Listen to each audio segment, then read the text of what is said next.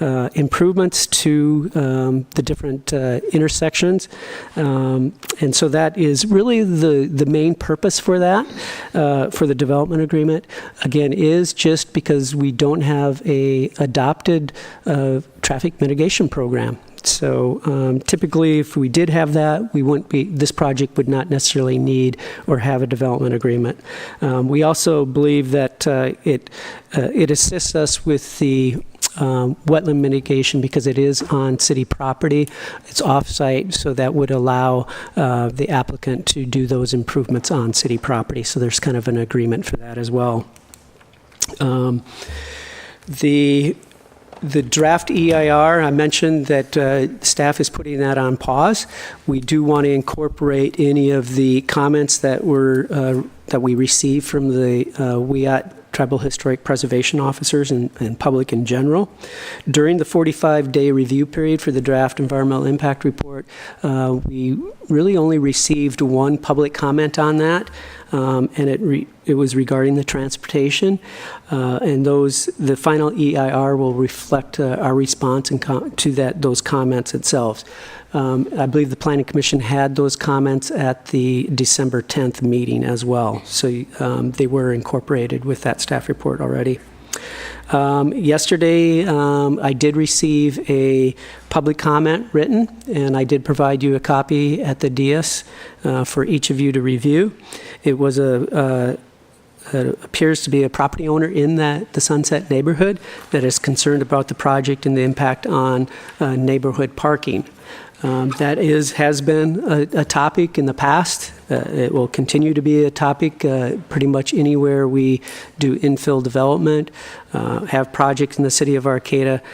Parking is something that Arcata has instrumentally over time have reduced our parking requirements. And so that is, something that is adopted by the city council through the zoning ordinance. The project provides what is required for any commercial development or public similar project like this. It's within the minimum and maximum range of parking.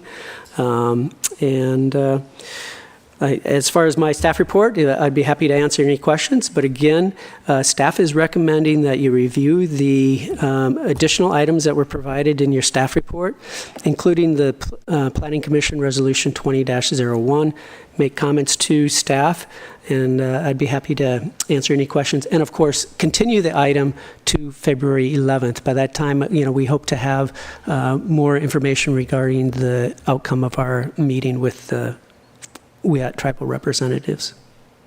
Thank you. Thank you, Joe. Are there any commission questions of staff on that? I'm a little bit confused. So the WIAT tribe needs more time. So there was as I understand, there's a historical study and archaeological survey that was done for the Foster Avenue extension, and then another one for the North Coast Railroad Authority. They also did a study. So what are they looking for? I mean, those studies invalid, or am I not understanding? Those projects were, those archaeological survey reports were related to those specific projects, and that did not include, at that time those reports were done, they did not include this particular project. And so I pretty much would like to defer comment on that because staff would like to hear directly from the Tribal Historic Preservation Officers. Okay. But when you say project, did you mean property? The Foster extension was for a road, and the Rails to Trail was for a trail. And so those are different projects, and so they were not maybe looking for the same thing that maybe a new archaeological study would do for a particular ground disturbing activity related to this type of development. Okay. I didn't understand. I'm trying to learn. Yeah. Yeah, I think that there have been a number of archaeological surveys that have been done in that area over the years for a number of different projects, and the tribes did receive formal AB 52 consultation at the beginning of this project. They also received our standard referrals At those times, the request was for inadvertent discovery protocol. And so what we hope to discover at our meeting this week with the Tribal Historic Preservation Officers is what led to this additional level of concern on this particular site, since it wasn't identified previously. And so I think what Joe's trying to get to is that we can't really answer that right now. We haven't spoken with them. We don't believe that there's additional information that's come to light since that time, but if there is additional information, or if there's reason to suspect that there's an environmental effect that hasn't been analyzed to date, that may trigger a recirculation of the environmental document, and we'd be essentially, back 45 days from where we are today, if that is the outcome. So I just want to be real clear about that. For clarification, the archaeological study request is for the wetland mitigation site, is it? We heard about it through the Army Corps of Engineers when they did their review for historic resources, cultural resources, through what we call Section 106. And so the Tribal Historic Preservation Officers responded to the Army Corps of Engineers about potential impacts or resources in that area. That's how we heard about it.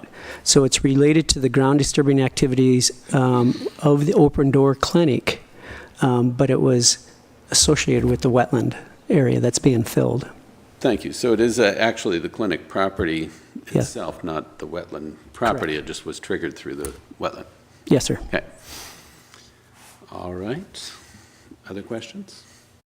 Yeah, I've got one. Looks like we got an updated elevation plan. That was my very question, whether we had something better to look at than the sheet that we got. Thank you. That was really helpful.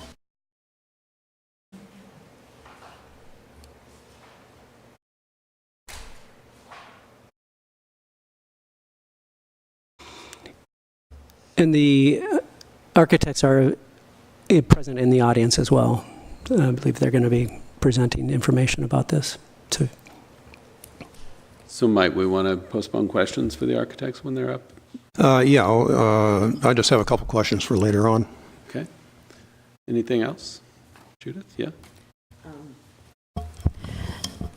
Yeah, a couple of questions. I'm wondering if staff or any of the speakers who we'll hear from eventually in this hearing would like to say anything about access and accessibility from the bus stop to the bus stop from the clinic, and those two street crossings that would be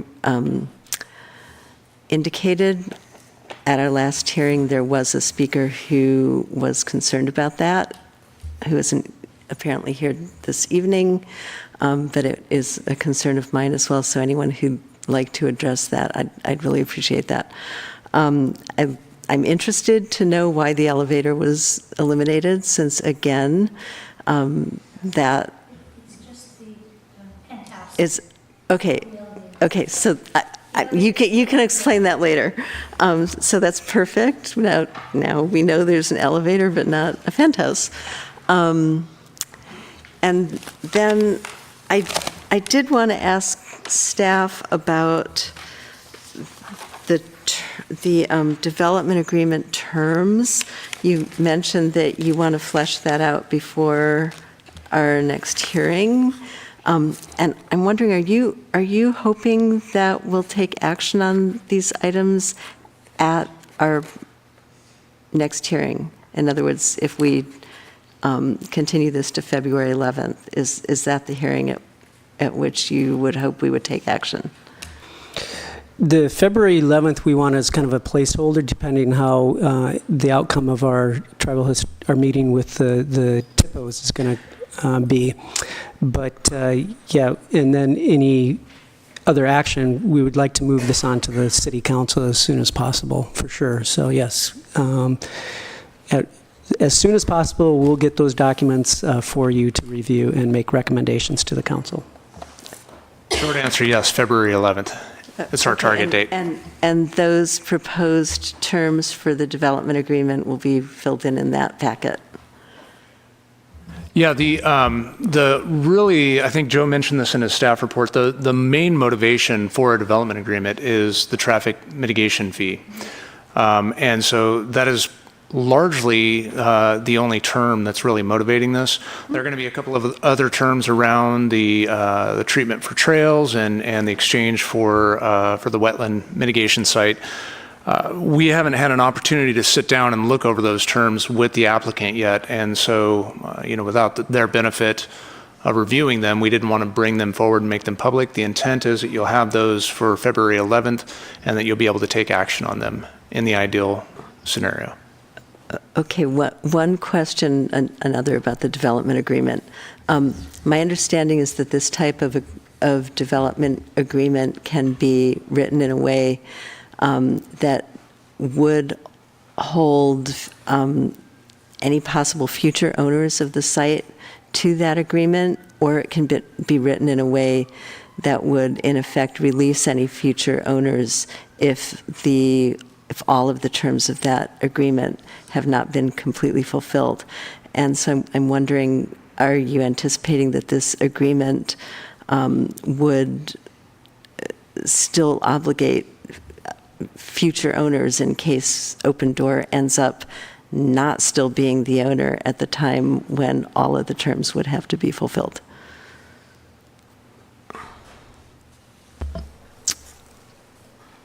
I understand the question, but I'm not sure if it would ever be relevant. There are some timing mechanisms that can be in place there, but it sounds like, I'm not sure if you're asking if the Open Door doesn't build there and a new owner comes in, would they be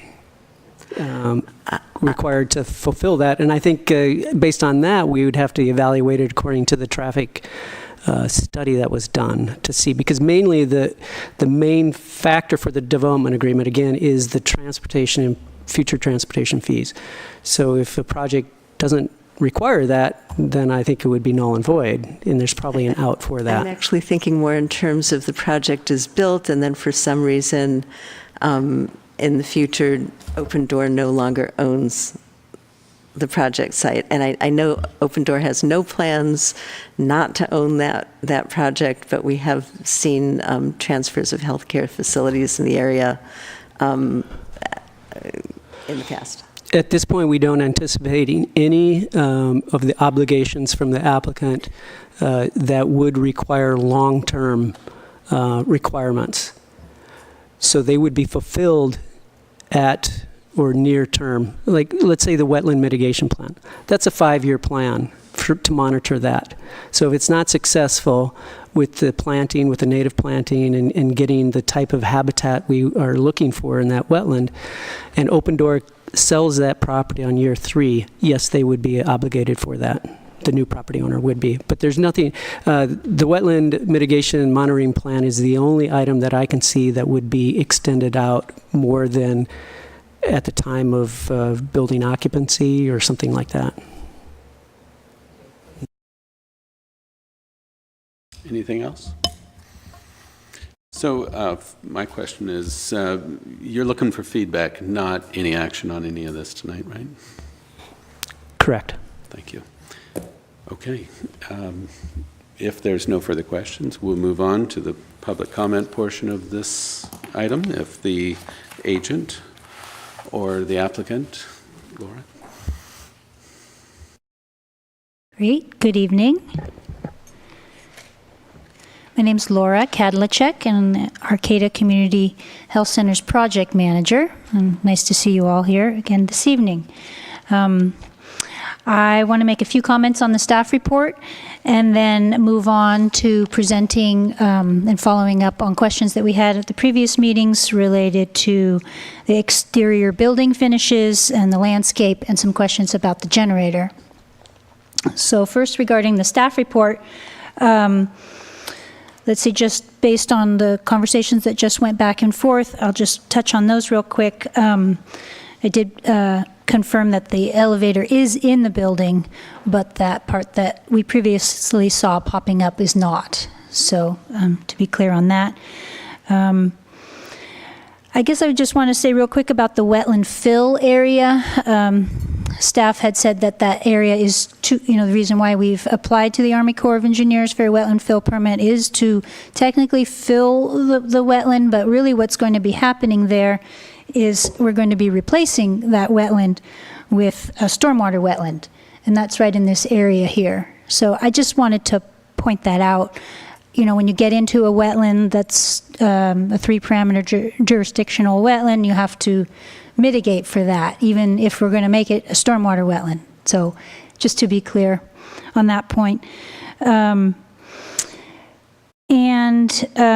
Relative to traffic, I wanted to point out that we are doing a traffic demand survey of our staff that's in progress. It's just about to be released, actually, and I just wanted to let you know that relative to comments from the citizen that spoke at the last meeting, Peggy Martinez, I met with her. I've also met with Colin Frisk of the Coalition for Transportation Alternative Priorities for Transportation Alternatives, and we've worked to develop this travel demand survey that will be distributed to the staff, and that's just to get an idea of who our users are and how they potentially can, how they feel like they could be incentivized to reduce the trips and the parking demand associated with the project. So I'm just letting you know that that's in progress internally. And that kind of goes along the same lines of thinking relative to Commissioner Mayer's question about accessibility relative to the bus stop. I did speak at length with Peggy about that. It will be ADA accessible grade-wise. In other words, we'll have the grades to get from the bus stop to our front door. The distance is something that we can't do anything about it. We haven't proposed to do anything to, for example, move the bus stop closer.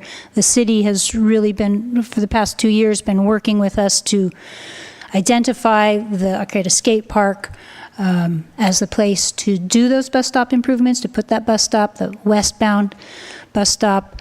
I think you probably remember we've been to the Traffic Safety Committee a couple times and are working with the city engineer and the committee to make sure that that bus stop meets everyone's expectations, and also talking about putting a crosswalk that will facilitate more connectivity for someone walking in the area.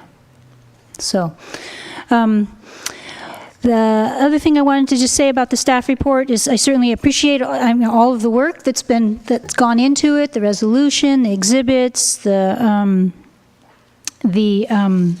preparation of the documents for the vacation of the 2 small strips of land, and the findings of approval, conditions of approval. My only real comment on the packet is relative to the subject that we've already touched upon, which is the request for more additional archaeological study. And I have conveyed this already to staff and wanted to mention that we have suggested that a condition be included in our project conditions under A11, construction notations, that cultural monitors would be engaged by Open Door to be present during grading activities in the areas and at depths that are concerned to the tribe. So I'm hoping that, I know that the staff is aware of that suggestion from our end, and we are certainly waiting with bated breath to see how that goes tomorrow. It will be a significant impact to the project if we have to stop and take several weeks to do an archaeological study and then recirculate the EIR. It will impact our financing package, the timing of that, and with the additional time that it would require to get an approved EIR will very likely make it impossible for us to break ground this summer.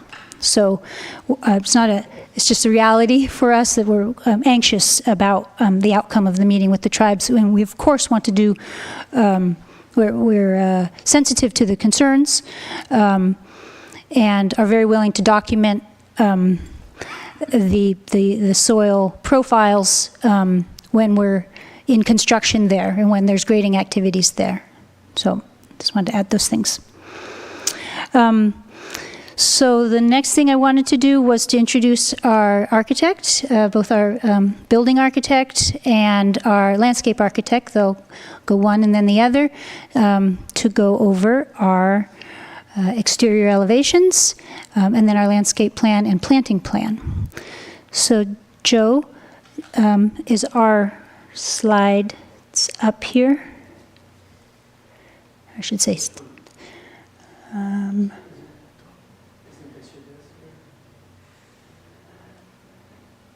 Nope, the other one. That's just in case. Okay, there we go. Okay, so Michael Bryant, please come up and. The next one. Can we use the toggle?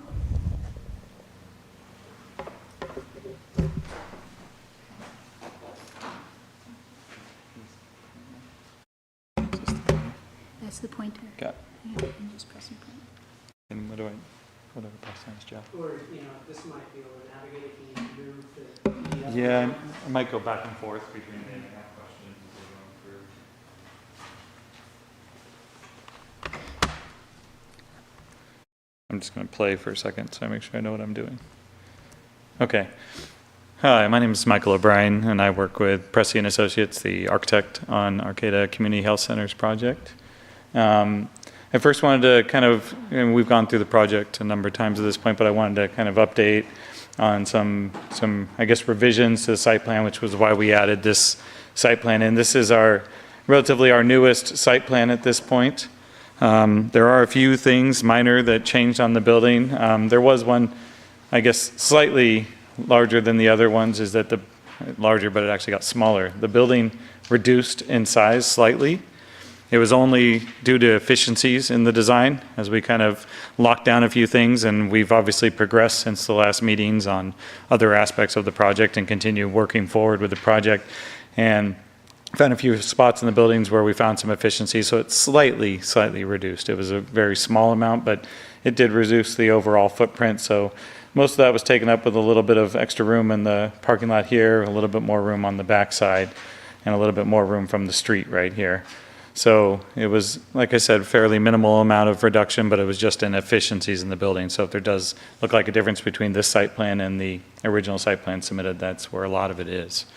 One of the other things we've done is we've rearranged the parking a little bit. We've added a few more kind of legs in the parking lot to try to get a little bit more distance from the sidewalks where they're going to be installed and get a little bit further from the street and get a little more planting and this front area along this edge. One of the things that we're showing now is the sidewalk over in this area is not user-friendly at this point. It was kind of all the concrete followed along the property lines right there, which are a little unusual right along that lines, and so the sidewalk was only about 2 feet wide at one point. So we're going to be filling in a little bit more and making a full 6-foot band around those existing access points, making it a much smoother transition through that area. So that's what that kind of small little sliver of concrete is right there, and then it will continue down the entire way along Foster. One of the other changes that we made was we've, since that time, figured out the exact floor elevation, the finished floor elevation for the building. So that basically told us how far we had to come from this point to get down to sidewalk right here. And that ended up requiring some ramps to be added. So in our entry circle, our plaza circle, there's actually a portion of it now that is going to be sloping down to start easing that way down. We're not trying to, the goal is to create a much more natural feeling slope rather than a really formalized ramp. It will be a ramp, there will be some railings, but we're going to try to ease it in with how we deal with planters and the landscaping in the area to make it a little more connected to the overall design and not feel so abrupt in the space. And then we've also added some sidewalk along the driveway, the drop-off driveway, out to the sidewalk right here. So that kind of connects, the entire point now across the site. Before, our only connection was over here, and that area now requires a stair, and we didn't want obviously a stair to be the only option. So we do have our ramp. This will all be accessible, meets all accessible requirements, and we'll get access all the way across the site from the front entry to the right-of-way and from Sunset Avenue all the way across the site as well. That's in addition to kind of the nature trail that we have connecting the two streets over behind the clinic. I think that's the majority of the site changes. There are some other little tiny ones. We just switched a little bit of where our accessible parking was just for functional purposes. But that was essentially the significant portion of any changes that occurred in the site. Like I said, there wasn't any real drastic changes, no excessive moving of the building or anything else like that. Do you have any questions about the site plan? Okay. I'm going to move on. These are just for reference. Getting to the exterior elevations, we've added, and this is at a 24 by 36 format, so all the text scale is to that point. And it could, it's probably best viewed digitally. What we did is we went through and added material callouts all throughout the elevations. All of these kind of callouts here are all elevation callouts, but also the colors fairly coordinate with them as well. And I was going to essentially walk through what we're proposing for the exterior finishes on the building, and then we can go from there. If you notice, like we talked about at the last meeting, one of the strong design features is these kind of bent eyebrow elements over portions of the building. They're shown as gray for the most part. And this is the main entry to the building, and so the largest and kind of most impactful one is over the top of that. All of those elements, those kind of bent elements, which are not massive shapes or forms, they're just kind of, I guess for lack of a better term, an accent to the building. Those we're proposing an aluminum composite panel system. Looks like essentially an aluminum material on the outside. I have a small sample if you kind of wanted to see what it is, but it's really a compressed panel that has aluminum on either side. It comes in a lot of different colors and shapes and sizes and forms. And what we are proposing, I'm going to move forward past a couple slides, I apologize. Are the pictures on here? Oh. Okay. And they should have bottom. You should have access to that. I think it's the Arcata CHC PDF This one file. right here? This one. This one over here. Okay. So we'll be switching back and forth, I apologize. But so the aluminum panel portion of this building, this is a different building. But this is more the look we're thinking with aluminum panel. We wanted it to feel a little more broken up, a little bit more irregular, a little more horizontal. So this is an aluminum panel system, has some variation in the panel colors, but it's not drastic variation. It's more just a modeled or kind of mosaic. Yes? So where are these drawings? Would we see that on the panel? So that would be on Just the eyebrow? just those eyebrow elements. So all of these elements, the largest one being this one over the entry, and this is from kind of looking from the west. So the biggest face you'll ever really see it is this one face right here, which is, again, that's set back, so you'd be seeing it over a distance. And then it'll be on the face of these elements. So they will feel like a full form, but it's not large bodies of space that they're going to be. It's really just to create a strong accent point. The other kind of accent elements, we have 3 total accent elements. The other one is is shown right here in kind of a greenish color. It's kind of a mossy color, and then over on this element right here, which on the back side is this area right here, is it's called a concrete, fiber cement concrete panel system. Sorry, I almost lost my brain for a second. And that on this is just represented more with color. But as far as looking at what that panel is proposed for, is we would want to be something more like this. Again, we're not trying to create a bunch of just rectangles on the building. We're kind of looking for a little bit more irregularity in the forms and shapes. And again, it's not a huge stretch from the aluminum panels. We're not trying to, although there are 3 different elements, these 2 elements are not that different visually. What a lot of the difference is it's more of a matte finish on these panels. It's a little bit, more of a relaxed finish, I guess you could say, where the aluminum panels are a little bit richer of a finish. They aren't necessarily shiny, it's not just raw aluminum, but it is a little bit more of a shiny finish versus the more matte finish on the composite panels.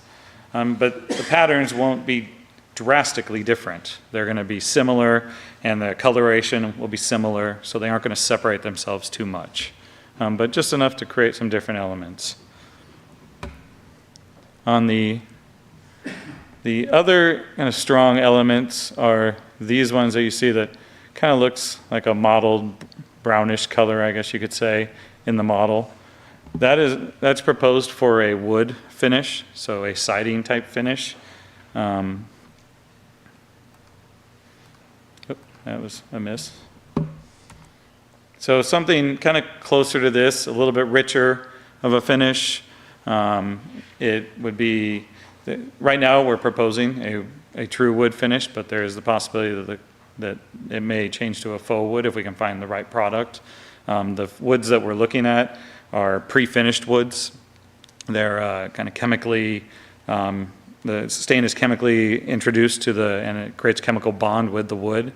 So it actually doesn't need much upkeep. It's not going to need, constant restaining or care or anything like that. There's occasional oiling, but it's over many, many years period as far as the maintenance, because we don't want to be putting in a material that creates an upkeep or a maintenance problem. I think woods have changed a lot. We've all strayed away from woods a lot in design because it has a lot of maintenance upkeep, but there's some new woods that have come up. I have one right here. It's a little beat up, but it's called a kebony, and I can pass it around if you want to see it.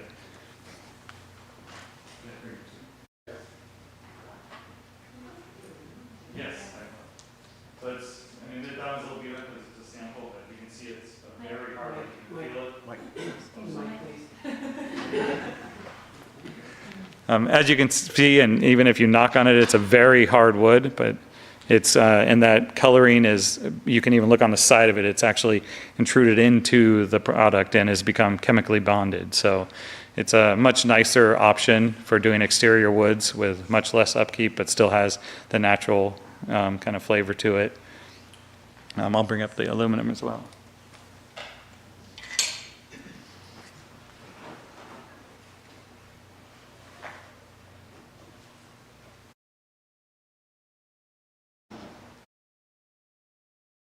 I'm sorry for the huge sample of the aluminum, but due to the nature of the mosaic look anyways, I did try to get a kind of a mock-up, but they really do larger mock-ups, not smaller mock-ups. So, but that is the material. It's actually compressed material. It's really, really durable material, which is another reason we want to use it. It's long-lasting. It doesn't get affected by salt air. It's a really great material for applications similar to this. And then I also have a sample of the hardy panel. In this case, it's hardy panel, but the fiber cement panel, if you'd like to see that.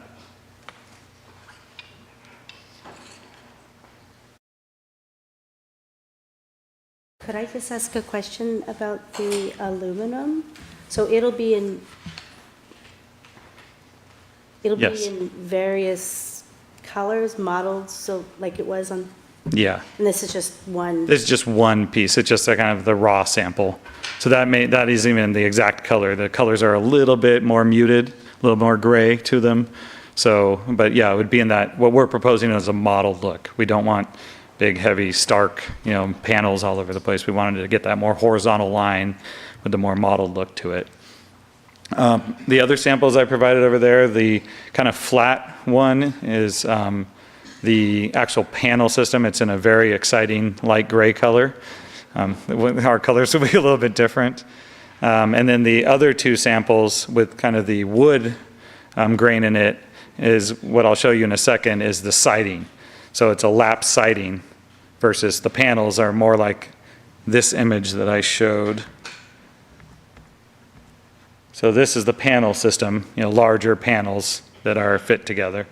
And then the siding is more like what you're seeing right here in between these elements. Again, this is the panel system, the fiber cement panel system. This is the fiber cement siding, and it's more of a lap siding. And they are used together a lot. I think they work well together. One creates kind of an accent to the other one. The lap siding we're proposing for use. Is this the one? And essentially all the other areas. So, if the darker gray is the aluminum panels, all these elements are aluminum panels. The kind of brownish mottled color is the wood, all these different elements, and this gray and the green are the panel system. Basically everything else, all this lighter and darker colors right here, all of this, kind of the most of the body of the building is going to be the lap siding. We're showing a two-tone because we wanted to create a little bit of separation between the first and second floor. We feel like it creates a little more massing to the building. So that's why you're seeing a different color between this element and that element, and this element and that element. So really the body of the building in between each one of these elements is going to be the lap siding, a pretty commonly used material. It's a very durable material. It's been used on a number of the other clinics, as has the aluminum. I don't know if I know we've definitely used the panel system, so the fiber cement panel systems have been used on the other systems, on the other buildings. So both those have been used together a fair amount. And then we have even used a faux wood product that we like on kind of some soffits on one of the other buildings, but we're still not sure that's what we want to do when it hits the ground level. So we're kind of looking at a couple different materials, but it will feel and look like wood. So it's and right now Kebony is kind of my best opinion on what we would do, or something very similar to it. I think that's most of the elements. Right now we're proposing for the windows, whether or not they're storefront or regular windows. You can see obviously the larger storefront systems versus just more like punched in windows. The silver, kind of the aluminum, smaller rectangular piece I provided, that we're providing, it's called a clear anodized. So that's what we're proposing for that, and mostly because it's more consistent with the grays or the other colors that we're introducing for the aluminum panels and the siding. So I'd say that's most of the building. Did I miss anything? The one element that we were talking about earlier, the penthouse that we originally had up for the elevator up here, which is also being treated as an access to the roof, we've gotten rid of that. So the elevator shaft fits within the building. It doesn't require any penthouse up above, and all concerned felt like it looked a little bit cleaner without it. So that is the materials right now. So that's what our updated material selection was. Is there any questions on that? John, you had some questions. Yeah. My concern was using the Hardy panel. It comes in a certain size. But it sounds like you're going to vary the sizes of the panels. And between the panels, you have some kind of flashing, right? It's a reveal. And so the panels come together with a reveal in between, which is kind of a recessed piece of metal. In one of our projects, we used a change in color, so it deciphered between the two. I think we're leaning towards keeping it the same color as the panel in this condition, but it creates more of a shadow line is what it's creating. And the panels do come in a certain size, but they come in a 4x8 panel, and then they're easily saw cut on site. That's one thing that why people like using them. So essentially we can create almost any pattern we want with them on site, and we plan for an irregular pattern. We just think it's a little more interesting, it's a little more keeping with the aluminum panel, and just feels a little more natural rather than manufactured. Yeah. So. Well, I'm glad to hear you're doing that. Oh, good. Because in some buildings where they've used the same size panel for the whole building, and you've got the flashing or whatever between panels, it gets to, that becomes a strong visual element, and it's kind of boring. It doesn't look great. So I'm happy that you're doing that. The hardy board, it's going to be lapped. Mm-hmm. My personal preference is to use the flat side, the unfinished, not fake wood. Mm-hmm. Yeah, but that's a preference, and you go either way you want to go. But the fake wood graining on that, over time, kind of dirt builds up on the ridges, and so it becomes kind of a maintenance problem. Mm-hmm. So I just wanted to point that out. And then I had a question about the wood siding. Is that just butted together, or is it tongue and groove, or how does that work for you? It depends on the final product we choose. A lot of them are tongue and groove, tends to work a little bit better maintenance-wise. So we would prefer a tongue and groove approach. I just think it's a cleaner application. So that would be our preference. Mm-hmm. And I presume that it would have a kind of a rounded edge where the boards come together. Yeah, correct. Slightly eased. A completely flat surface like a floor. Correct. Okay. Yeah, so you'll get dimension change at the joints, so it won't feel like a solid face. Yeah. It will have a little bit of definition to it. Yeah. Thank you very much. Okay. Any other questions? The architect, yeah. So the rooftop solar here would be not visible from the street level? Right now, none of it are we planning to be visible. It'd be up on the roof, and it'd be essentially sitting directly on the roof, and the building does have slight parapets on it. Anything else? If you're done, I guess that's the end of our questions for you. I'm going to now turn it over to our landscape architect. She'd like to go over some of the landscaping, and then I'm going to jump back at the end to talk a little bit about the noise from the generator that had been brought up previously. Great, thank you.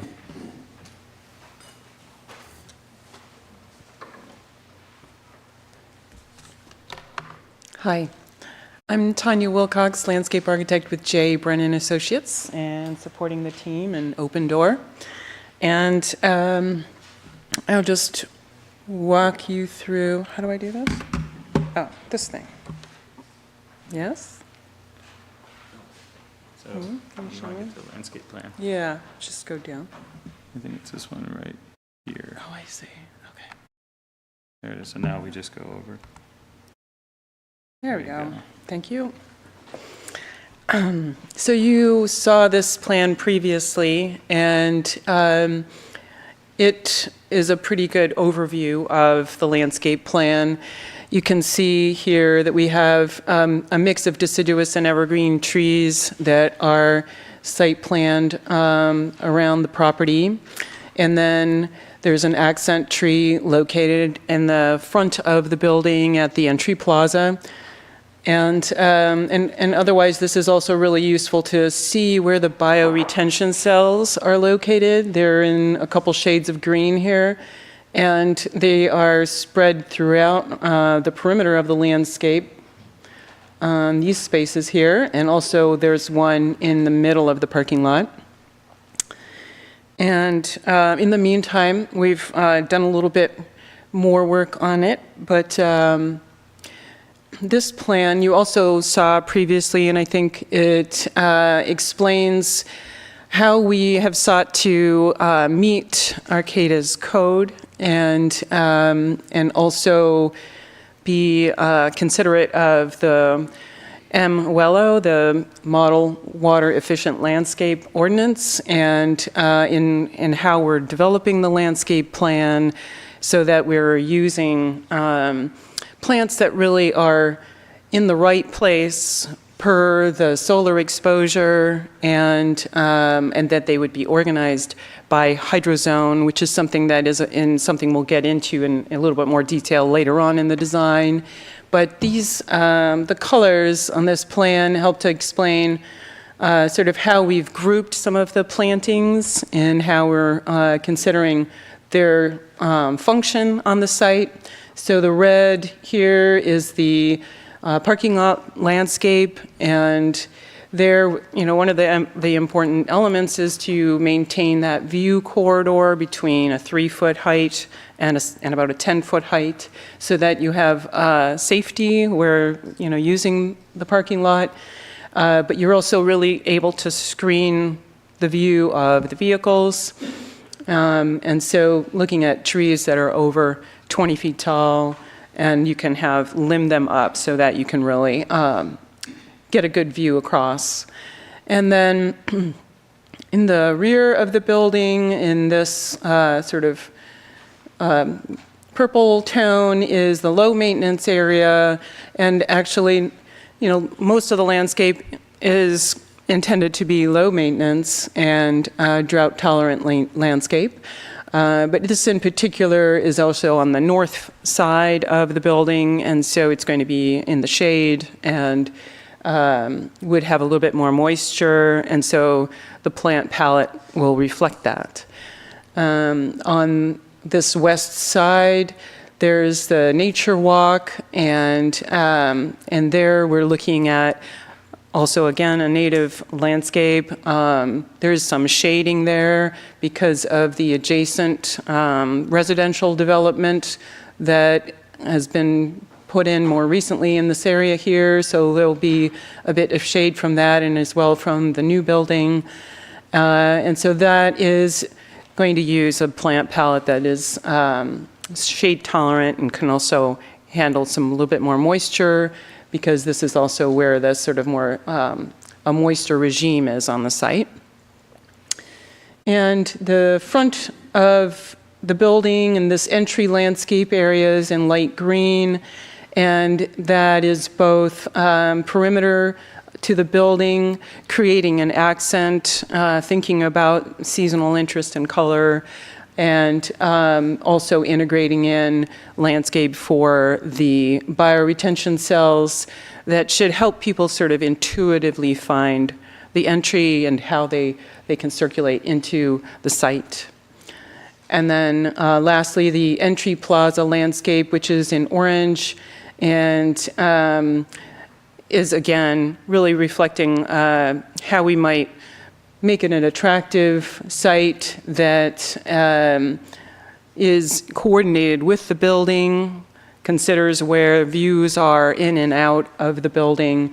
And this is sort of a hotter microclimate, south and west facing, and so the types of plants that we've selected for that area reflect that and would be tolerant of those conditions. And this is our more detailed landscape plan, and hopefully you can see the one in your packet a little bit more easily. Can we zoom in on this a little bit? Let's see. Oops, no. Ah, there we go. Thank you.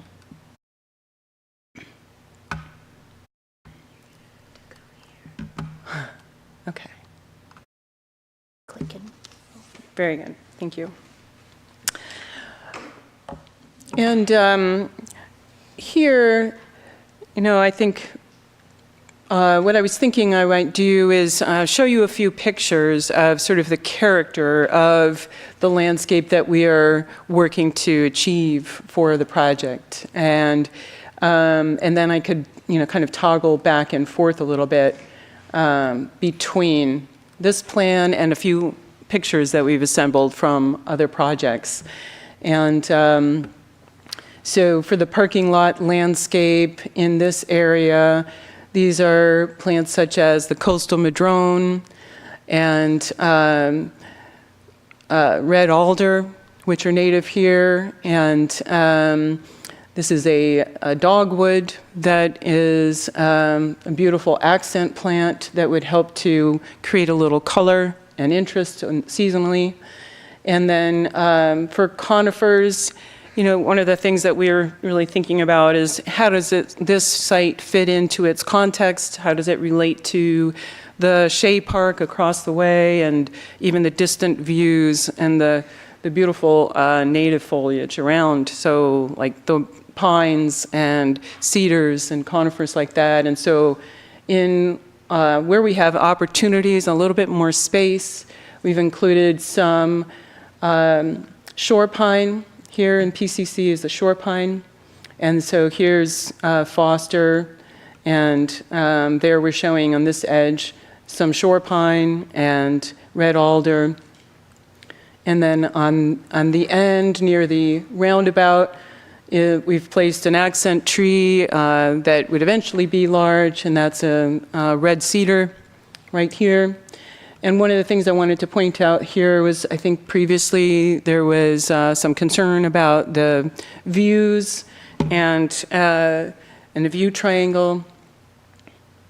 And so we've taken a look at that, and the required view triangle is right here for sight lines, 20 feet by 20 feet along that property line. And so you can see that as you're approaching the roundabout, you would be able to have ample room to view across that intersection. And let me see if I can get, without zooming back out again, maybe I have to zoom out. There we go. So just a couple images to help you visualize what we're trying to achieve. So this is a rain garden in a project of ours in Washington. And here is a similar kind of landscape. We're using sort of the emergence and sedges and rushes in the low portion of the bioretention cell, and then low-growing shrubs along the perimeter. Most of these are, just going to be very drought tolerant and varieties of our native vegetation. This is at Potawat at the UIHS facility, which we worked on some time ago. And this is just an example, again, of what the bioretention cell might look like, and some perimeter landscape. And this is a little bit more dense than what we are proposing, but you would have the open views across, and also just a real lush landscape of the sedges and rushes and spirea in the low areas of the bioretention cell. Some of the plants that we used here at Potawat were the California Bay laurel, which adds that really nice character, evergreen. And then as deciduous trees, some of the ones that we used there were red maple. In this case, we have some vine maples and occasional big leaf maple included in this scheme. And here again, you can see an example of what this bioretention cell might look like. The alders, and again, a bay laurel, and sort of the low landscape in between.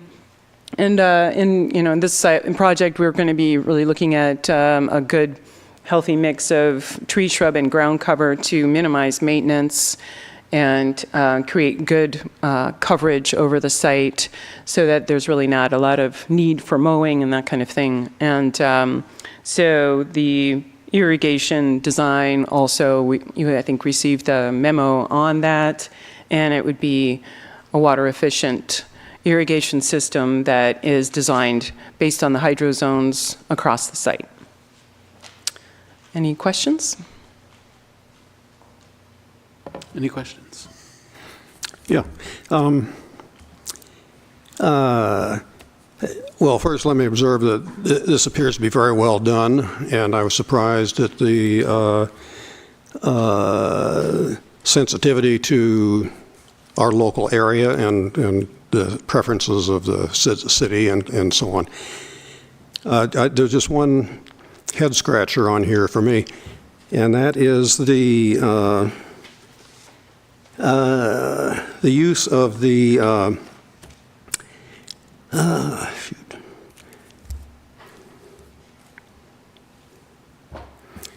the Pacific wax myrtle. There's a cluster of them up by the generator. Yes, Those get to be pretty big. they do. I have one in my yard, and it's about 20 feet tall. So, plus the spread is about almost that much too. So, I'm wondering, they're all clustered up here. What's your intention? The intention is that is where the dumpsters are located, and so the idea was to screen those visually from the neighbors, so that there isn't sort of an unsightly view of those, just a green buffer. So that's also something that we need to do in order to buffer to the residents, the residential use just to the west here. Yeah, my question is how tall and how wide are you expecting those to go? Those are generally, they're about 15 feet tall, and they do have a more upright stature typically, sort of character. They're not going to get quite 15 feet wide. These are planted shown at about 8 feet on center. And so, sometimes what we do in spacing on plants like that is to try to anticipate, that it's going to take some time for them to get that big. And so if you kind of want to plant them at a spacing that is good for sort of, 15-year time frame maybe, and then you might want to selectively take a couple out if they get too dense. Yeah. Yeah. Yeah. I don't know that doesn't look like 8-foot centers to me. It looks like that space is maybe 30 feet across. Well, yeah, this is 15, 30. Yep, this is about 30-something feet across. So, yep, so I guess they might be a little closer to like 6 feet on center. So we could take another look at that and just kind of ease up on the density of those. Okay. Yeah. Well, it's not a big deal. I was just curious about it, and it could become a maintenance problem. Also, I believe our land use code calls for 6 feet from the sidewalk to be held at 3 feet or less. Is that correct? Is that still in the code? There is a height requirements for landscaping screens and fences, and typically it would be 3 feet within a 5-foot, if it's within the 5-foot setback area. So those could probably be reduced and just ramped up, trimmed, or something like that. Yeah. Anyway, that's something to think about. If the ones that are adjacent look like they're adjacent to the sidewalk there. Yes, you're right. Will get too tall. So these could be replaced with lower growing I would shrubs think then. so, yeah. Yeah. Thank you. Yep. Yeah. Otherwise, I really like what you've done, and I'm not an expert, but just scanning over the plant list looked like good stuff. Thank you. Any other questions on landscape? Judy? Anything? Judy? Okay, thank you very much for that Thank you. wonderful report. It looks like a great plan. Who's next? You get me again. Okay. And this is on the generator noise, right? Yeah, I just wanted to touch on that because there was some concern about noise, and so we've done a little bit of due diligence on trying to figure out how and what the various scenarios are of the sound. Is it on this, Lori? On the other one? What?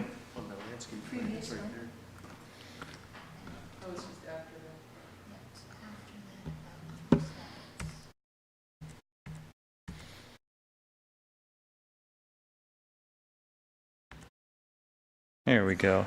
So what we did was we did a number of different researches, and one of the ones that we came up that was kind of helpful was the Caltrans list of kind of similar noise ranges for decibels. And I'll get to it, a test that we actually did at the Fortuna site. But we're ranging kind of in between the high 70s and all the way down as low as 40 with an existing facility with a similar type generator and wall setup that we're thinking of for this site, that we're proposing for this site. As you can see at the upper end, even beyond 80, which is higher than any readings we got, it's a diesel truck at 50 miles an hour, 50 feet away, which we're below that. We're closer to the garbage disposal at 3 feet. And our average, as I'll show you on the form in a second, is kind of closer to why can't I read that? Commercial, I got it right here. Commercial area, so heavy traffic at 300 feet is kind of where we're closer to in our actual test that we did at another site. So it's just kind of a reference on that Caltrans has put together to kind of give you an idea of what you're going to be hearing, what the noise ranges are. Our average was at 61, and that's based on this report that that was done by Open Door on their Fortuna site. It was done at about 10 feet from the existing generator structure, which we actually believe our generator for this site at Arcata will be smaller than the generator, producing less decibels. But at the average that he had at 10 feet was about 61.6, which if we go back to that form, it was right in that heavy traffic at 300 feet range, normal speech at 3 feet. So very reasonable. The observation was that conversation was very easy at that distance, and it wasn't difficult to hear or discuss things at that distance. This is only at 10 feet, so it obviously dissipates going further. This is, I'm sorry, this picture isn't clearer, but this is the structure at Fortuna. Will be similar to this type of structure. The height is more what we wanted to represent and kind of the look. So the height will be as needed to visually block and sound block the generator. I'm not sure, we have not selected the actual generator yet. We just aren't to that point yet, but it may not end up being this tall. This I think is 12.5 feet tall. We may be a little bit lower depending on the final size of our generator, but it's just an idea of what this will be and kind of goes in keeping with the planting around it and every other effort to kind of protect it. One of the things that was discussed and that we looked at for quite a bit was the distance and where it was located on the site. I'm going to go back a little bit just because we all want to look at the site plan again.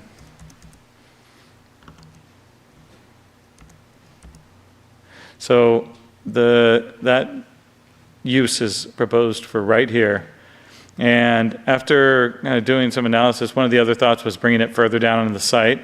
But actually, this location is the farthest distance from all the different residences, including the new residences, the multifamily, over here as well. Going down on the site, as we get closer to this area, we actually get very close to the new building that's right here. And so for all concerned, the distances was actually greatest from any single residence at this location. So we did end up keeping that location, but I just wanted to let you know that we did look at other locations and the positives and the negatives. This keeps quite a distance across the street from the other residences, and keeps approximately the same distance from the new residential building kind of right over here, because there's a driveway and an easement over here that kind of separates those two as well. So it actually works out pretty well for distances to residences. Couple more little pieces of information, and then we'll move past this. So this is the one other concern that we had is there's always sound refraction, and so this is just a Caltrans example of how sound kind of travels and the reduction in sound. So, assuming this is our wall and this is our generator, majority of the sound is actually reflected back with a small amount of transmittance. The drop in a concrete block wall, a typical concrete block wall, is about 30 decibels. So it's a pretty significant drop in a concrete block wall. You do get a slight amount of refracted noise, but it's reduced by anywhere between 50 to 70%, depending on the distance and the variables around it. In one case, we're crossing a street too, so there's quite a bit of distance and quite a bit of reduction in refracted in the kind of the shadow zone. So our feeling is, with the study and everything else, and obviously once we select the generator, we'll readdress this and make sure that we're providing an adequately high wall and provide the distance and the size within the enclosure that's needed. But that's kind of what we've done up to this point, and we feel fairly comfortable that we can attenuate the sound adequately. That's, I think, really all we have at this point. Okay. All right, thank you. Very much. Yes. Are there any other members of the public that would like to speak to this issue? Okay, seeing none, we will close the public comment portion of the meeting and move on to commission deliberations, clarifications for staff on the items that they outlined earlier. The notes I have Resolution PC 20-101, Landscape Plan, Development Agreement, and the draft findings for approval as items that we might touch on for any comments or clarifications.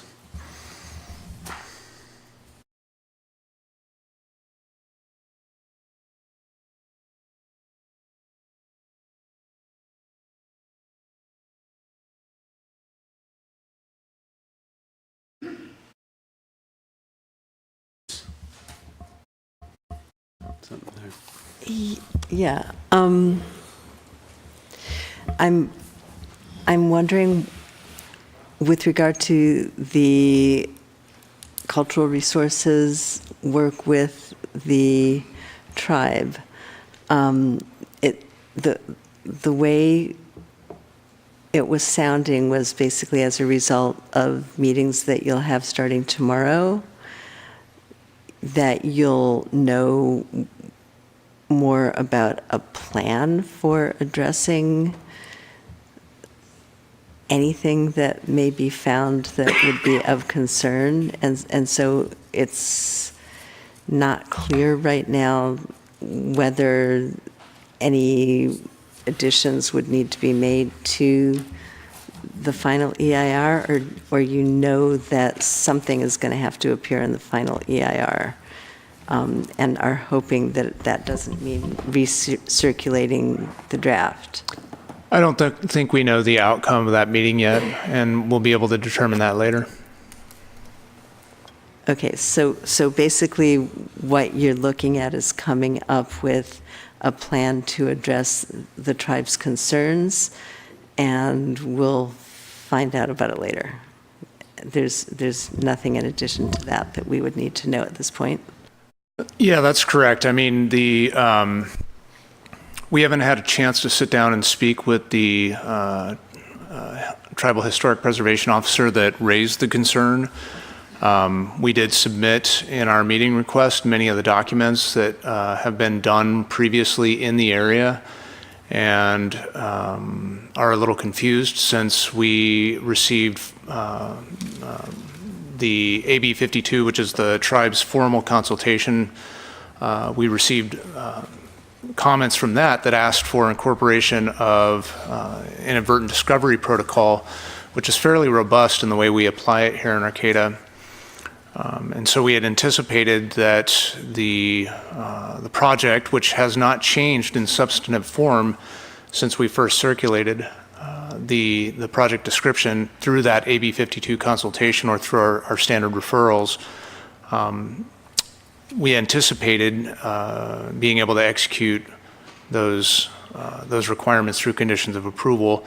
And I believe what the applicant has said is, hey, look, we're even willing to go one step beyond and allow for cultural monitors that would be required as a condition of approval, as sort of a middle ground. And so without having the benefit of conversation with the Tribal Historic Preservation Officer that had raised the concern and going over the materials and discussing various alternatives for addressing their concern, not even knowing exactly what the concern is at this point, I don't think we can guess as to what the impact on the environmental analysis or, what our recommendations will be or what ultimate conditions of approval or new mitigation measures would be. And so the outcome can span anywhere from, we had a misunderstanding, a miscommunication, we're okay with an inadvertent discovery protocol, up to and including there's new information that we're incorporating into the EIR that will require recirculation. The staff analysis at this point is that we don't have anything in the record to suggest that is warranted, but we'll be open to the tribe's consultation with us this week. Okay, thanks. I want to get back to that development agreement again. I was looking at the draft conditions of approval, Exhibit 2, and on page 24 of the packet, item A18, it says the timing of the payment, maintenance, and monitoring schedule shall be identified in the development agreement, but all applicable transportation impact fees shall be paid. And it only refers to the fair share cost of the traffic study that needs to be paid prior to occupancy. And so I am concerned about that development agreement being written in a way that would make it transferable and that would hold regardless of what happens to the ownership of the facility, assuming it's built, and that site, just because without that, it means that the other people paying shares are on the hook for that, and basically, I think that the city is on the hook for that. You've differentiated here between paying the cost of the study and actually paying the cost for the transportation impacts, the eventual construction of roundabouts or whatever other features would be necessary. So since we don't have a complete term sheet to look at right now, and presumably you're going to be filling in those blanks so that we'll have it next time, if there's any way to just make sure that it's something that's going to go with the site rather than with this particular developer, that would, I think, put my mind at ease. Yeah, we'll look into that. I think to the point about it running with the land, I think a lot of these terms that will be included in the development agreement are really tied real specifically and intimately with this proposed project. And so another project, if this project falls apart and another project comes forward on that property, we'd have to reevaluate that. Yeah, I'm assuming that this project is going to be built if we approve it as is, but the ownership of that project and the continuing payment of fees that aren't specified as having to be paid before occupancy is still unclear, and those are the things that are also included in that Okay, well, term sheet. we'll address that in the next staff report. I don't think that that is unclear. I think that it's clear that the project, not the ownership, is motivating these conditions. Some of this is likely to change as well. I've been working with the city attorney on to clarify and distinguish the fees that are being required as conditions of approval versus fees that are being required as conditions of or terms of the development agreement. And so this may be modified slightly to reflect that. But at the end of the day, all of the fees will be reflected either in the development agreement or the conditions of approval. The other thing, and I'm going to return to this from last time, I understand why Open Door wants to refer to their project in terms of healthcare to a rural community. I don't think that the city of Arcata needs to refer to it in terms of rural healthcare. And we see that in the resolution PC 2001 in the very first whereas on page 9, in a whereas about 4 down on page 10, and in various other places. All of these reasonings are to basically justify it to us, the city of Arcata. And so although Open Door refers to themselves as a rural healthcare facility, I'm not sure that that's the appropriate basis for our approval of the project. And it seems like a piddly point, but as the city of Arcata, I think we need to speak to our own interests as the city and refer to our projects appropriately. I'll take credit for that. I believe we are a rural community, and I think we should wear that proudly. So I disagree with the Planning Commission there, but I'll defer Planning Commission if they get any more support for Commissioner Mayor on that. We'll certainly revisit that. As I recall, I feel like that came up last time, and there was a definition from the applicant or somebody amongst them about what rural health meant. Right, that was Open Door's description of why they were referring to themselves as a rural healthcare facility, but we're being asked to approve a facility as the city of Arcata, and so if we're trying to justify it in terms of our healthcare needs, they aren't necessarily rural. Any other commission response or comments on that? John, anything? I do have a comment on another one of the whereases in the resolution. The second one, I think, would be improved by, well, it says the Open Door Community Health Centers proposes to create a new health care clinic to consolidate 2 aging facilities. I think would make the statement a little more powerful if we added the word overcrowded. So it would read consolidate 2 aging and overcrowded facilities, because that's really what's happening. If I could make a recommendation in terms of process, there are a couple of proposed amendments on the table. At some point, we'll collect these and make sure that we're tracking them. A lot of these issues that are coming up now are really matters for the Planning Commission to deliberate and, come to terms with whether or not they want to make those amendments.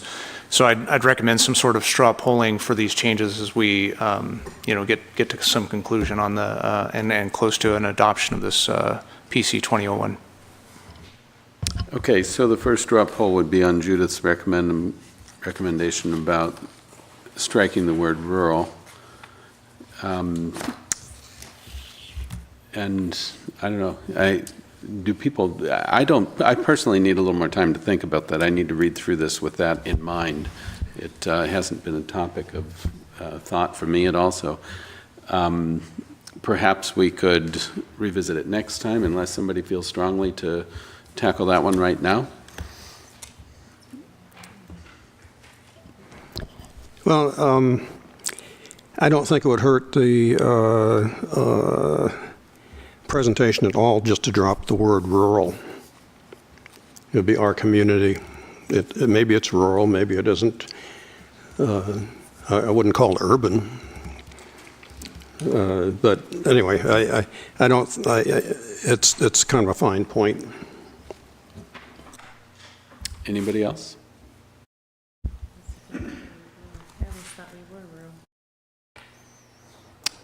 So we might not get resolution on that tonight, and I feel like it's something that we can revisit next time if we need to dice the language. Is that not true? Yeah, absolutely. What I would recommend is that you collect any amendments that you'd like to see in these documents, and then at some point, as we get close to actually adopting it, we can go through a straw poll to clarify the amendments that will be incorporated in a resolution that would get full support, or majority support, I should say. Okay, thank you. And now on John's thought about overcrowding, you would like our straw poll on that? It's not necessary right now, just at some point before you adopt that All right. we'll collect and track all the proposed amendments as we go through deliberations, and then we'll work through them one at a time, I guess is what my recommendation is. And one thing I want to make sure of, because the three items that we asked the applicants to address, architecture, landscape, and sound mitigation, I want to make sure that we're all clear on the presentation, the thoroughness, any details, just so that they can put it to rest any reinventing, redrawing, having to show up at all these meetings. I don't know. If there's any last minute comments on that, I feel like we need to make that clear right now. Seeing none, looks like we're in good shape on those three items.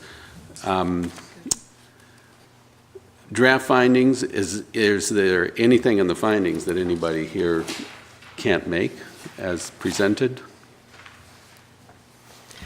I can't make that finding on the development agreement until I see the terms.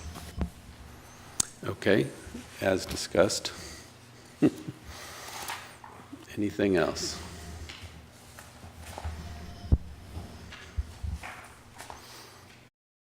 Granted, we will have clearly another shot at these, but if there's any language or anything else we need to clean up now, let's get it done.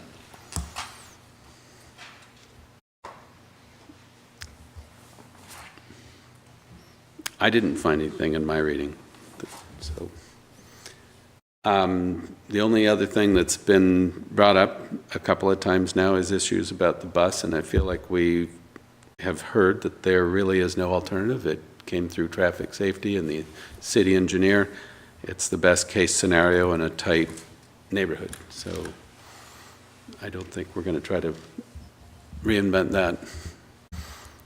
Otherwise, it feels like it's time to continue this meeting. So unless there's anything else from staff, any other direction, we can look for a motion to continue to February 11th.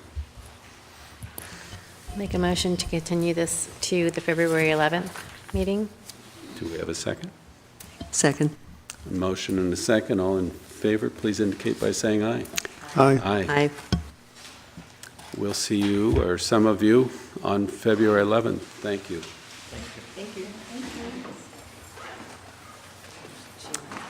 Okay, and the commission will take a very brief few-minute bathroom break right now, so we'll see you back in 4 or 5 minutes. Thank you.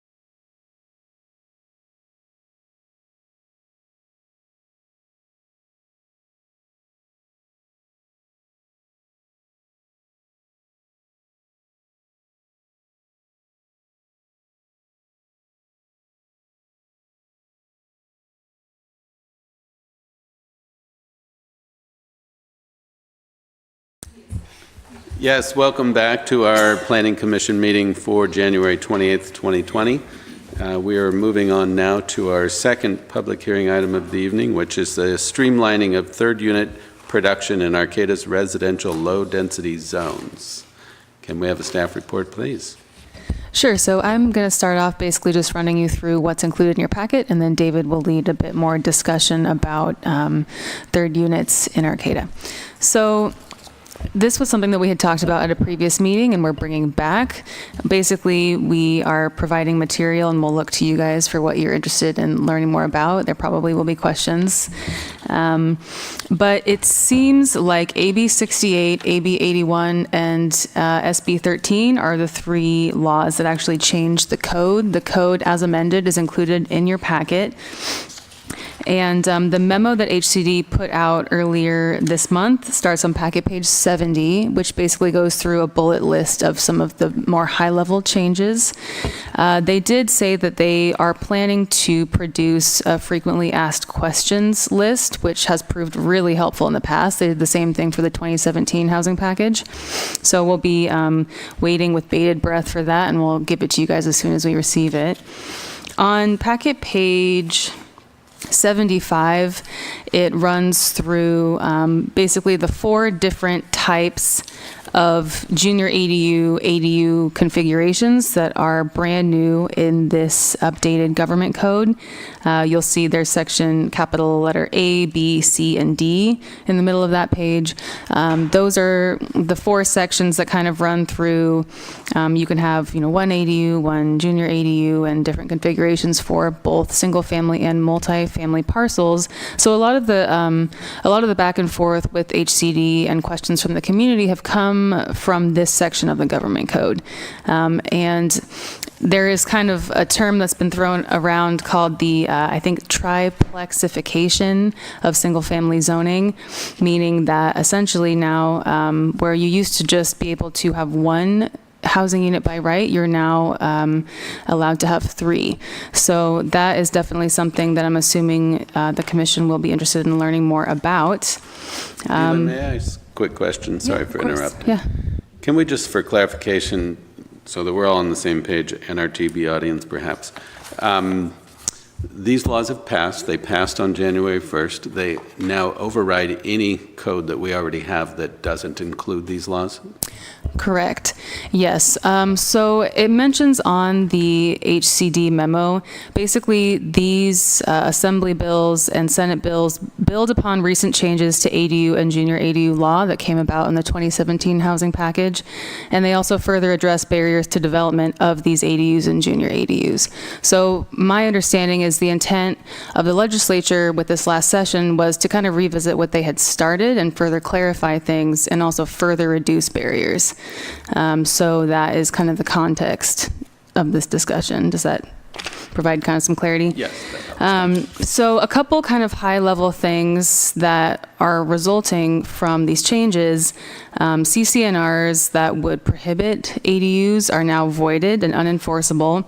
And as you mentioned, a lot of local regulations are also mostly voided until a jurisdiction adopts a standalone ordinance.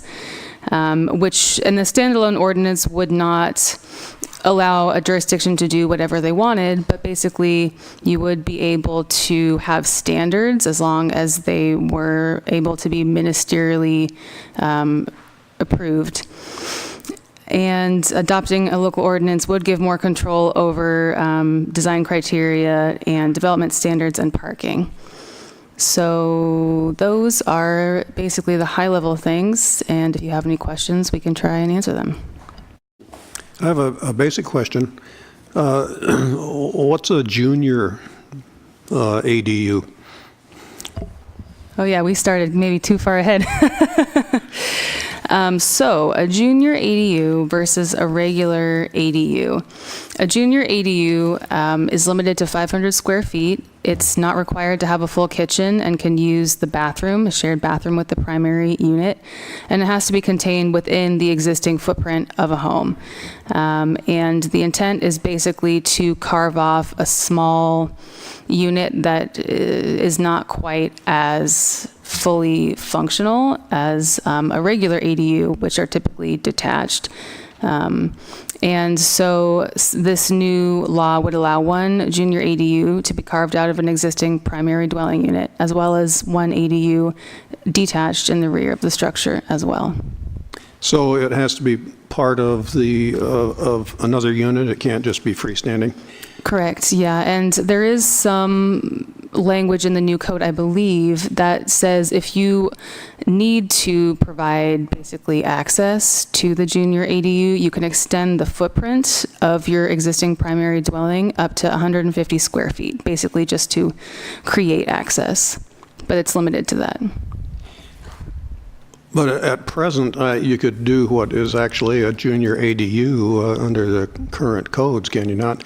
If it's an incomplete unit, I mean, you know, you could just do that as long as it didn't have what is the three things you need for a unit? Kitchen, bathroom, and bedroom. If you omit that, you could still do it right now, could you?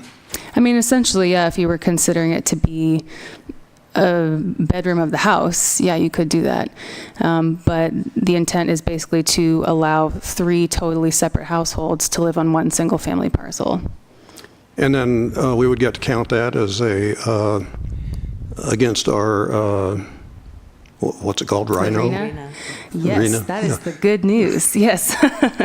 You can now count junior ADUs and ADUs toward the RENA for, I believe, well, the HCD is a little bit cagey on this, but what I have heard is that you can count junior ADUs and ADUs for about 50% of your low income allocation, not 100% of it. But say you have 80 units that are allocated to you for low income, you could count 40 for ADUs. But you can count all of the ADUs towards your RENA. Correct. So there's probably a lot of existing junior ADUs. I would think so. If you could count them, well, I don't know, but I'm sure that there are many existing ones where large houses have been carved up into smaller units. We would only get credit for those towards our RENA if they were new units. And so if there's an existing unit, the distinction is really moot. What this allows for is, modification of existing homes to provide for essentially, market rate, highly affordable housing. And it's a way too, if someone has a large home they're living in, they can carve off a small part for themselves and then rent the larger home if they don't need that much space anymore. It was, I think, largely driven but with affordability in mind, though.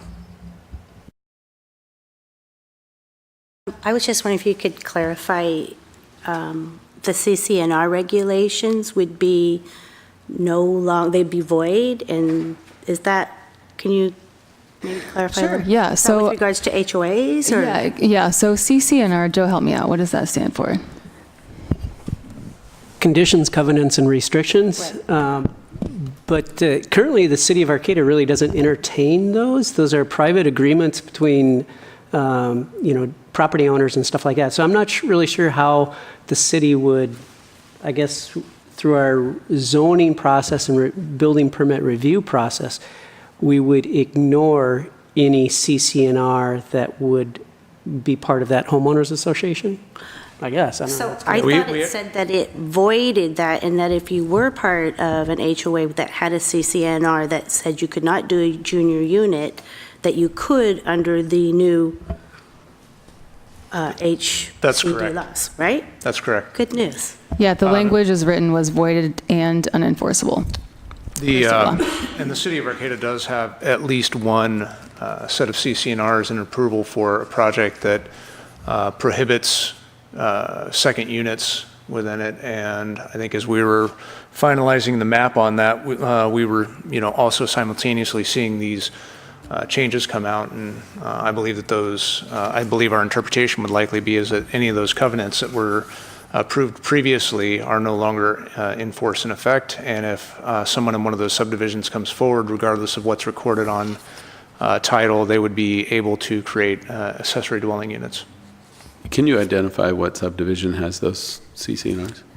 I know the Q Street subdivision does. Sorry, the new one being developed now? That's correct. There are limitations on clotheslines and all kinds of things in the CCNRs. What was interesting about that particular one and some other subdivisions that have, I would say, prohibitions on second units, they were called second units at that time, is that some of those were adopted through either the Planning Commission action or, in the case of Janes Creek or Q Street, was an actual ordinance by the City Council. So the CCNRs are, again, one of those things that we don't necessarily require for them, but they did kind of do that themselves, but it was still built into our approval process. So we're reviewing these CCNRs, and it's like, we're kind of like scratching our heads knowing that and anticipating the state legislation to be coming through. And so we, when we interpreted those CCNRs, we said that we've even identified that these could be preempted by state law, is how we handled it when we did that review process. So the CCNRs stay with the neighborhoods. It's the part about no second units that is preempted by this law. Correct. And we have some subdivisions that occurred in Arcata, because it's an interesting thought process when we make a decision, in the past. And we had one subdivision where we gave a higher density for apartments in one portion of the development, and then we restricted ADUs or secondary dwelling units on, quote, the single-family parcels. So there are larger homes with single-family residents that people could purchase, but then there was higher density apartment complexes of 6 or 8 plexes that was allowed. And overall, that planned development had met that density range. It's just that one portion was higher, and now there's a different. Now this comes into play, and we're like thinking, okay, how are we going to handle that? There's a subdivision where only some parcels were allowed to have secondary dwelling units. So those property owners maybe paid a higher premium for that land, knowing that they could have the one of 4 rentals, second units or ADUs on their property. And other people purchased property knowing that it was going to be not very dense, that they're restricted. It's only going to be single family with a few accessory dwelling units. So now, it's a new time, and so we're kind of evaluating how those affect all those scenarios like that. And we might just say state law, trumps us. Oops, I shouldn't have said that. Yeah. I have a question. Is there anything in any of these 3 new state laws that would override Arcata's impermeable surface proportions, which were the basis of some of those restrictions on ADUs for some sites? I don't see anything in here that would preempt restrictions made on that basis. Have you found anything? Yeah, there are. There are limitations on the agency's ability to use floor area and size limitations and other means, parcel size, other means to restrict ADU production. Right, but I'm talking specifically about permeable surface proportions, the idea that you can't totally cover a site with impermeable surfaces, and that was the basis for why the Planning Commission, for example, indicated or adopted a policy, a sort of an informal guideline, that in future planned developments, we were going to indicate which parcels could have ADUs and where they would be restricted on the basis of environmental considerations, basically. So would these laws override that? There is some information on packet page 72, which is basically the law as amended. Near the top, section B, lot coverage, there used to be a provision that, basically went through what a local ordinance could include, what a local ordinance could have control over. It used to include lot coverage, and that was struck in this most recent update. So it sounds to me like what you're referring to is site coverage, which has to do with the permeability of the site. We may need some clarification to see if lot coverage and site coverage are considered equivalent, if that's the intent, but I would assume it is the intent. If you look in subsection C,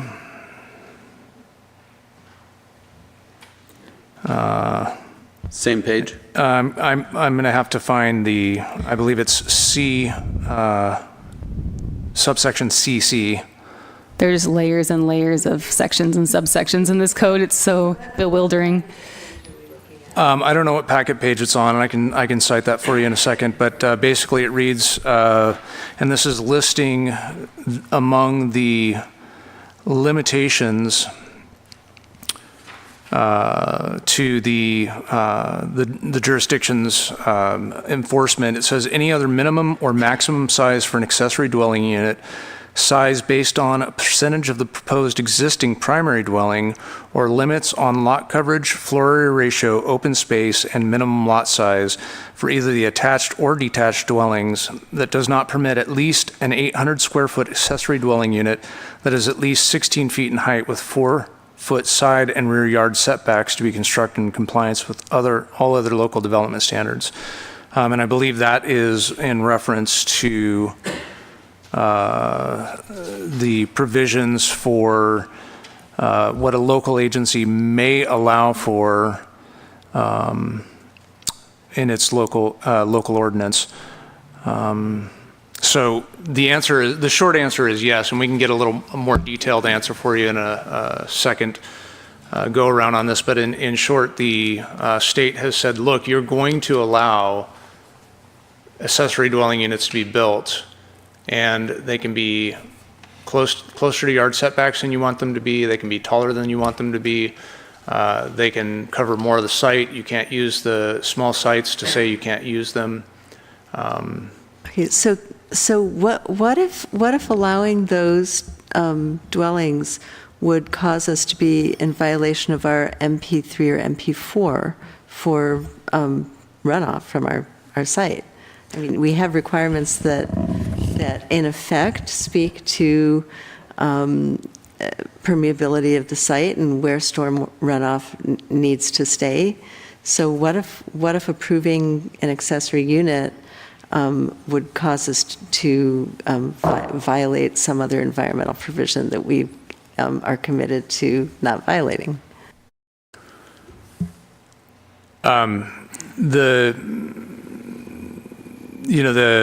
The law is pretty clear as to what we can and can't regulate, and I don't believe that we've done an analysis on how this squares with our MS4 requirements, but in general, this law, it supersedes. There's a provision for jurisdictions or districts that can't provide water or sewer service or some other, significant health and safety concern where you can limit based on those factors.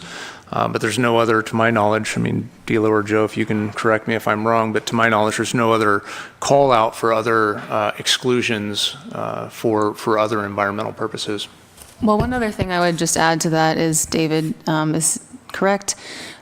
But if basically, if you wanted to create some kind of restriction for that, you would have to do it through an ordinance, and that ordinance is required to be reviewed by HCD within 60 days of adoption. So there would be an opportunity to attempt to make an argument. There is a strong chance that they would just say your ordinance is not in compliance. So that, I think, would be kind of the pushback from the state on that if we went that route. Yeah, and I think that, at the outset, we'll have city attorney and staff review and bring forward an ordinance that comports with the state law instead of trying to bring forward an ordinance that, makes a strong statement to HCD. We're in general, we've been moving more and more in the direction of support for accessory dwelling units. locally here, and we've been trying to, with the planning, amendments that we've made over the course of the last 10 years, really, we've been ramping down our regulations associated with accessory dwelling units.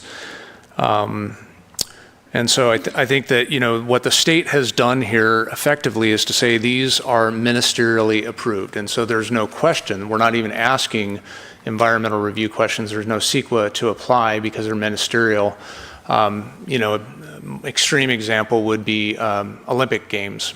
We know darn well that there are environmental impacts associated with putting on the Olympic Games. But there's an exemption, statutory exemption for Olympic Games in CEQA. So the state has come out and said this, by law, you will allow for these, and there are these very limited carve-outs. As we bring forward our ordinance, which I believe we are at this point going to need to bring forward an ordinance and adopt it and have HCD review and bless it, because there's also a provision in this new regulation that a jurisdiction who's found to be has an ordinance that's in conflict with the state law, that HCD can turn them over to the Attorney General and have it take that turn. I don't think that they would be targeting jurisdictions like Arcata, but I can tell you our current ADU ordinance is not in strict compliance with this law. We do, at this point, defer 100% to the state in areas where we're not in compliance. So I think we could, work through those issues if they did come forward. We were going to transition to and talk a little bit about the work that planning staff are doing right now to implement the housing element.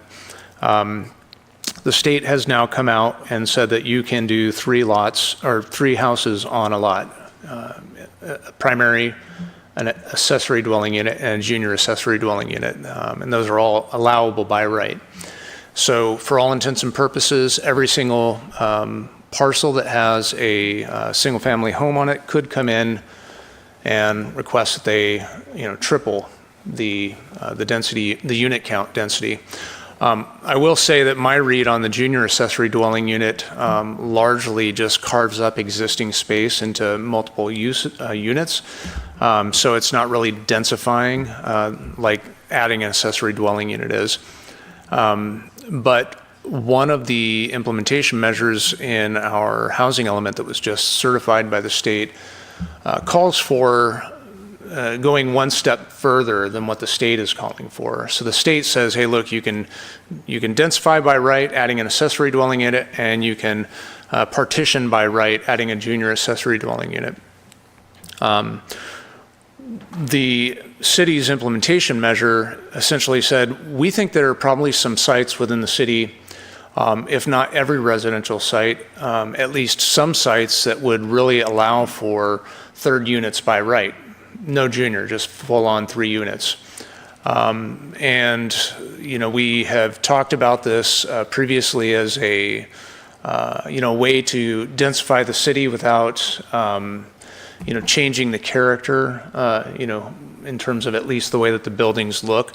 You're obviously still going to have ancillary impacts associated with higher densities, more vehicles, more people, more, congestion and all those issues as the city continues to grow if it doesn't, change its core infrastructure to address those issues.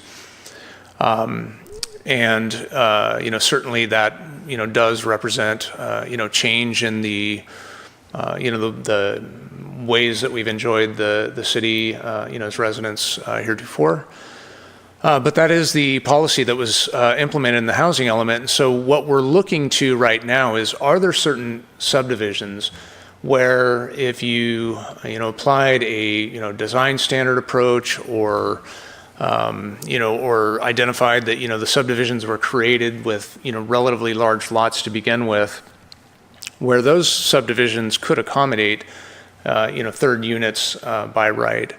And so right now we're starting to work on this. Deal has put some energy into, trying to address, what those subdivisions would look like. But over the course of the beginning part of this year, I anticipate having, discussions, items before the Planning Commission to try and really hone in on what do those sites look like. And I guess just to give you a sense, can we zoom in on the Westwood, kind of the Westwood sort of west side?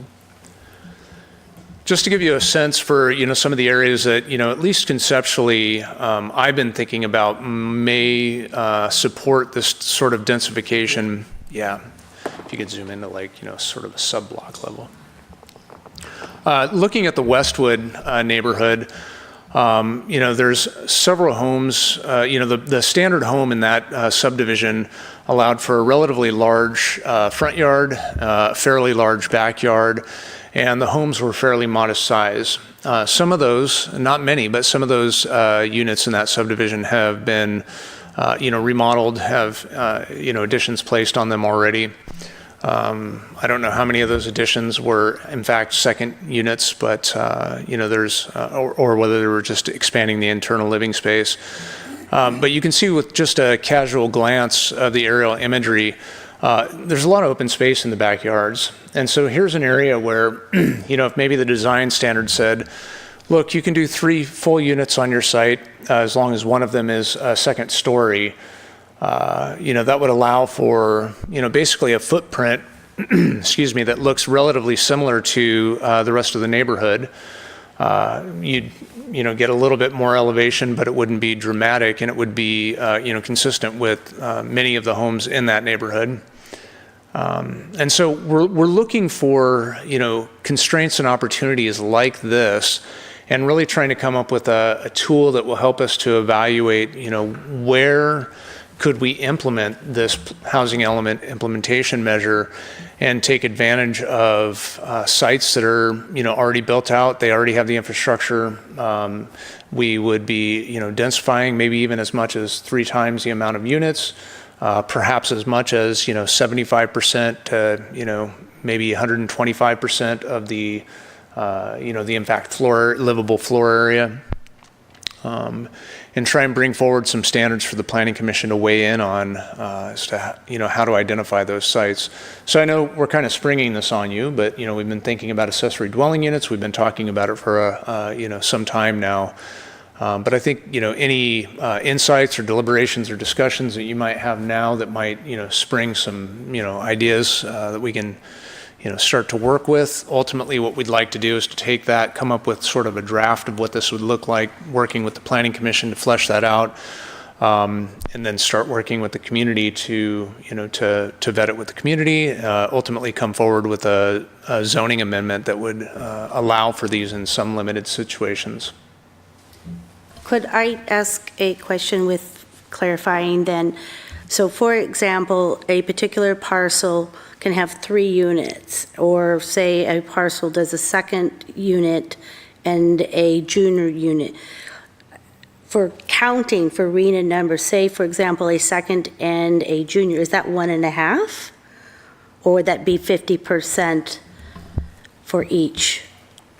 Dilo, correct me if I'm wrong, but you would get credit in your regional housing needs allocation for 3 units, primary, accessory dwelling, and junior dwelling. Okay, but You'd be able to count half of the accessory dwelling units, whether they're junior or ADU non-junior, towards your lower income RENA numbers. right.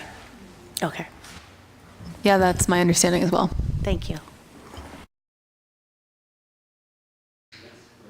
I guess I keep running sort of scenarios through my head, the what if, and I guess those are the kinds of things that you're all going to be thinking about as you draft the ordinance. So a couple of things that what if'd me came up. For example, if there was a single family home that did have an addition, and the design review for that addition was approved on the condition that that addition never be rented out separately.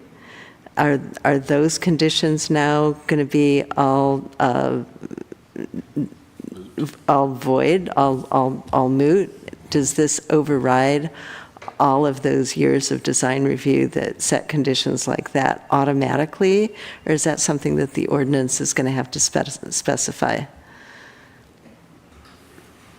I think the law specifically addresses CC&Rs associated with home. These weren't CC&Rs, they were actually plan approvals for. No, I understand that. Existing I was trying to address your question. Okay. I know that the law addresses CC&Rs associated with homeowners associations, and we've likely extend those to non-homeowner association CC&Rs. We'd have to That's not what evaluate these the conditions. I don't know how many we have. Joe, do you have a sense for that? I don't know how many we have that actually implement that. I think that, if that addition was not developed as a dwelling unit, then part of the requirement would be that it, obtain building permits to become a dwelling unit. I think that if the number of dwelling units through that building permit process to convert that addition to a dwelling unit, if it qualified as an ADU or a junior ADU, I think that it would be, the state law would override that condition of approval.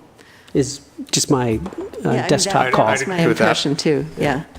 And are you thinking in the drafting that you're doing, I noticed in a couple of locations here, the ADU designation would not apply to dwellings rented out for less than 30 days. It's the Airbnb kind of issue. Is that something that the city is thinking of addressing, or is that a totally different issue as far as you're concerned? I don't think we've really discussed that much in detail yet. We did notice that as well, and I did mention it to one of the HCD reps that I spoke to about the law. He said that the intent of adding that into the language was really to discourage use of these units, for short-term rentals, because the intent is to increase housing for residents. So knowing that that's the intent, when I read the actual code today, it's a may instead of a shall, which means we have the flexibility to determine whether or not we want to incorporate that into our ordinance. Right. So I'd appreciate if we at least have that discussion as you draft it, because I know we're going to have some interesting diversity of opinion about it. We'll definitely bring that up as one of the discussion points. Although we've, already discussed owner occupancy as well. That's also mentioned in the law, and so we'll bring that back as a talking point. The law does allow for owner occupancy requirements for junior ADUs. The super high level and short discussion points, the elevator speech on this is that on the one hand, monitoring and regulating ownership occupancy is challenging at best long term, and the other issue that needs to be considered in both ownership occupancy and restrictions on vacation rentals is that what the use is now and or what the use is designed for over the short term doesn't necessarily mean that's going to be the use over long term.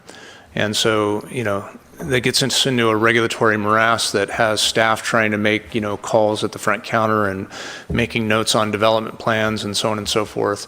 And at the end of the day, if we add a unit to the city's housing stock, at some point that unit will likely be used for long-term tenancy. And the city council has taken the the lead on considering whether to adopt some sorts of limitations or caps on the number of short stay rental housing that we have in the city of Arcata. Although that was shelved after first discussion, I wouldn't say that it was buried. It was just shelved, and now it's maturing. And so when the discussion ripens, I'm sure the city council will take that up again. Okay, one final thing, and I don't know if Julie might have something to say about this as well, but right now, all of these provisions are assuming that you're dealing with a single-family parcel and debating, trying to figure out how to allow, or at least how to regulate the addition of up to 2 more units on that parcel. But at some point, we're also going to be looking at the implications of this for our subdivision ordinance. You got a parcel, you've got 3 units on it. Under these provisions, you're not allowed to sell those units separately, but you can rent them separately. Okay, presumably you're not allowed to mortgage them separately either. There are going to be folks that are going to say, wow, well, what we need to do is to subdivide our lot so that we can, free up some of those units, and some of those units might be on the back of the lot without street access, or they might then be subject to parking all sorts of stuff like that. So I would suggest that while you're looking at the ADU draft, that you also consider the implications for the subdivision ordinance as well, because whether we like it or not, further down the line, we're going to have to deal with that. And the reason I thought you might have something to say about that, Julie, is because you've seen every contingency in the book, and that might be one of them. Well, this is a beautiful wreck of a law. And the sections continue and, call out notwithstanding clauses over and over and over again. And one of the interesting things, and it's actually in your staff report, that AB 587 did, was it allowed for limited circumstances where, despite the fact that 65852.2 says that you can't sell them separately, 0.26 says, notwithstanding that clause, there are limited circumstances where you could convey them separately. And I think, Dilo, you've studied this a little more. If you could speak to it, what the provisions are. Yeah, I don't have it all totally down, but my understanding is it would be limited basically if the units were developed by some housing corporation for the intent of use by low-income residents. And maybe the intent would also be to kind of build generational wealth by owning property. So I think it would be, very particular to certain low-income circumstances, is my understanding. But we will bring back the subdivision regulations and have that discussion as well. Is the building department prepared to issue permits within 60 days on these? Is that a concern? I won't speak on behalf of the building department, but if they do not issue within 60 days, the permit is deemed approved. That's what the law says. Okay. And on thinking about the lot coverage issue, if somebody was applying to add on to their home and that was going to violate the lot coverage, then they said, oh, well, then how about if I just put a junior ADU onto my home, or, call it one. Then can I, That would be a really ironic flip, because for the last 20 years, correct me if I'm wrong, Joe, but for the last 20 years, people are creating things that for all intents and purposes look like an ADU, and they're saying, yeah, this right, is not an ADU, right, it's right. my guest bedroom or my art studio or so that would be ironic. Well, there'll be a lot of ironies and a lot of, so there's going to be a lot of dovetailing with city code that's going to happen over, the next, however long it takes, I guess, huh? And you'll keep us posted. Okay. And when a neighborhood, like if we use that one as an example, are they going to be offered the opportunity to become a neighborhood that can handle, take on this more dense development standard than even this law provides that you were talking about earlier? And then it gets noticed and they all come and say whether or not they want that in their neighborhood. And I don't know, it's hard to figure out how that would go through. Is that? Yeah, there's absolutely going to be public participation. Folks can come out and say they like it, they don't like it. The decision makers will have to weigh those factors. That's part of the reason I think why we want to come up with a rubric. I mean, one extreme, we'd say, look, anywhere in the city you can build 3 units. And we might come up with, criteria for what that would look like. We might look for opportunities where, because of the historic development patterns, there's, space that could be used for those purposes. Ultimately, you may have every single neighbor in a neighborhood come out and say, we don't want to have third units. It's not real likely to happen because every neighborhood in the city of Arcata is predominantly rental at this point, almost every neighborhood. But if it did happen, maybe the decision maker's odious task of saying, well, we understand your concerns, but we're actually planning for the future. And this is a good plan for future residents in the city of Arcata.